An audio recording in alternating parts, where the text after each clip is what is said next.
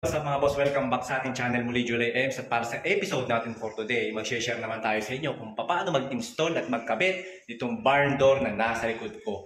So bali dito sa video na gagawin natin, i-share ko at ituturo ko isa-isa, step by step kung ano yung mga gagamitin natin, materyales at kung paano ikinakabit itong ating mga rail track, roller guide, at kung ano-ano pa. So panoodin nyo sa video na to mga boss.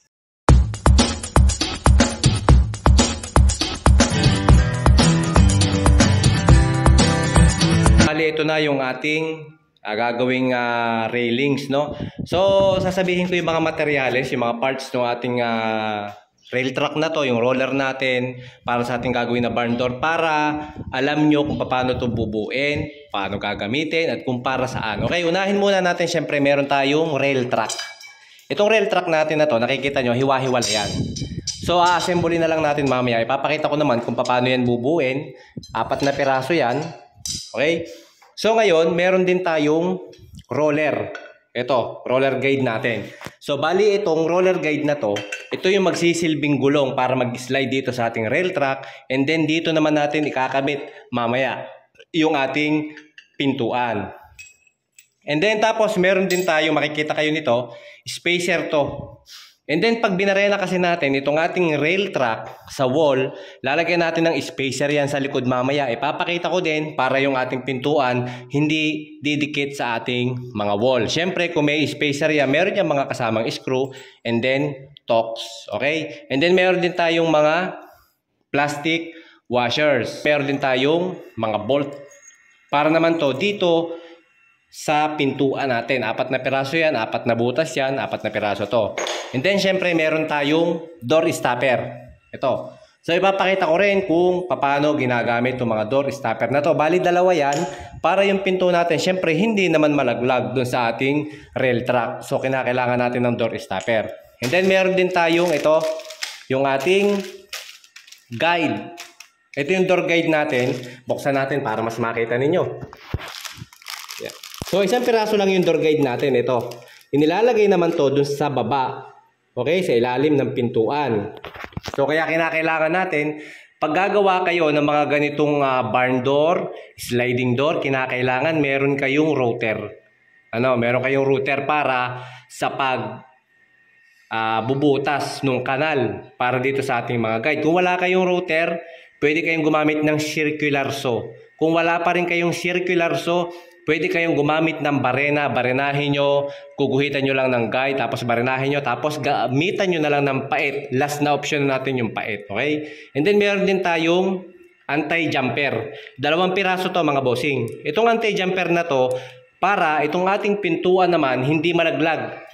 Dito, hindi siya kakalas, hindi siya bibitaw kapag gumagana na siya mamaya. Ipapakita ko rin sa inyo kung paano ang pag-i-install nito. So yan, panoodin yung mabuti mga boss, yung full video nito. Don't skip the ads and don't skip the video para mapanood nyo step by step kung paano natin i-assemble at ikakabit itong ating barn door. So ano pang hinihintay nyo mga boss? Let's do it!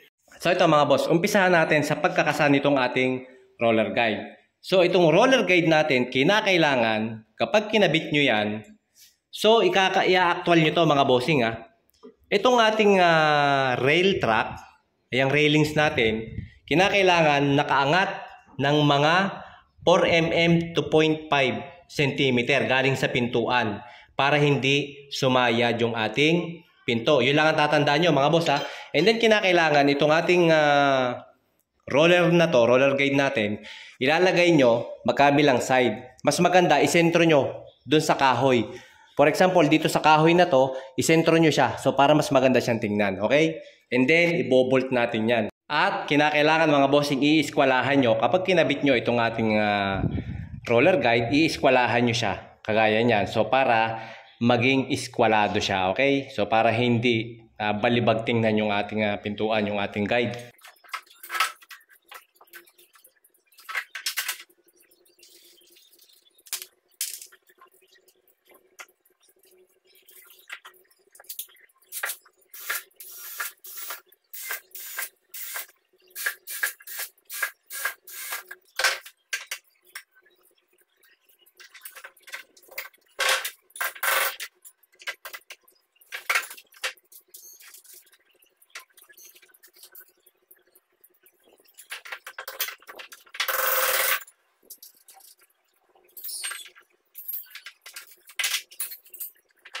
At so yan mga boss, nakakabit na yung ating roller guide. So kinakailangan, gaya na sabi ko sa inyo, tetestingin nyo muna dito sa ating rail track kung may clearance yung ating pinto doon sa ating rail track para hindi yan sumayad. And then pag nakakabit na itong ating roller guide, next na ikakabit muna natin yung ating anti-jumper.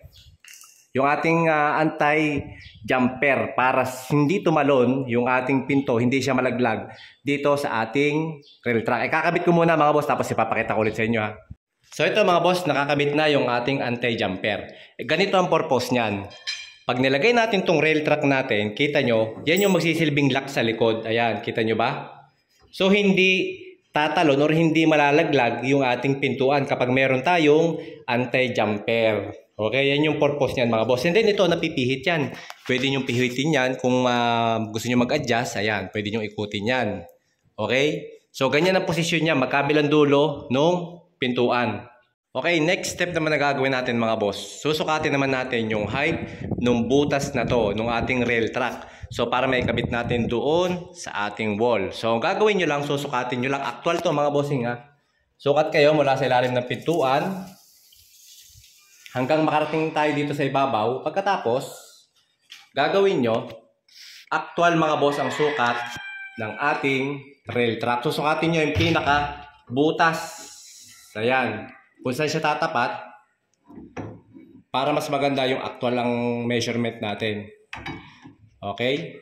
So ayan, tumapat siya sa 212.5.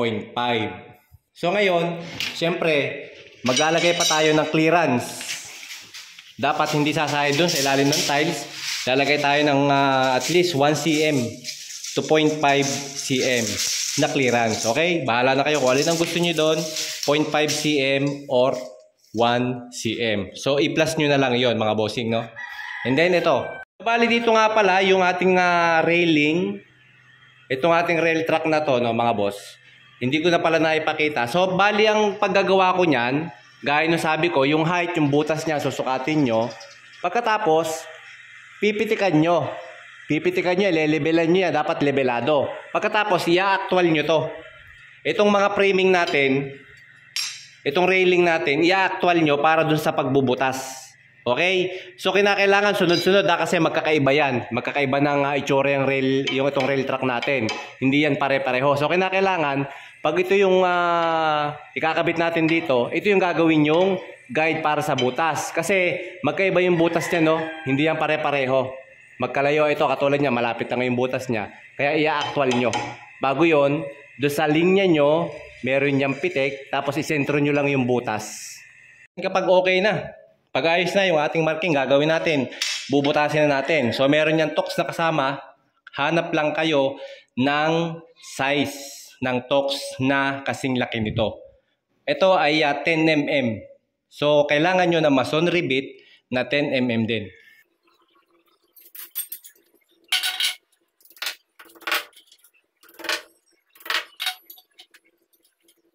Yan. So bali ang pagkakabit nito mga boss, ito ang nasa wall. Pagkatapos, isusunod naman natin yung ating rail track. And then, lalagyan natin ng washer sa harapan bago natin ipapasok yung ating screw.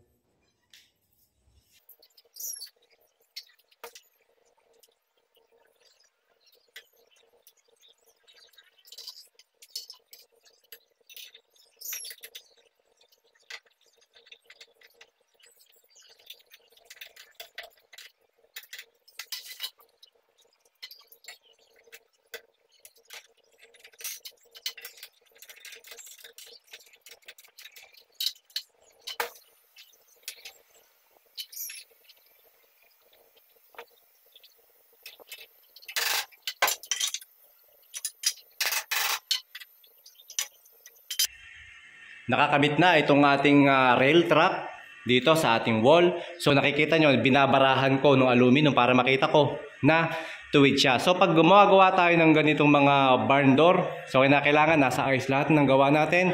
There are no rooms for error. At English na naman yun mga bossing. Napapa-English na ako. Madalas na ako napapa-English ngayon mga bossing. Hindi ko alam bakit. Okay, so next step na gagawin natin, tetestingin na natin. Siyempre, itong ating pintuan kung okay na siya.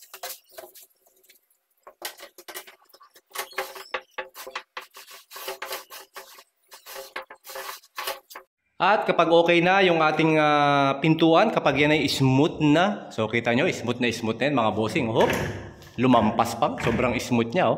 Oh, kita nyo, smooth na yan. Oh, stop.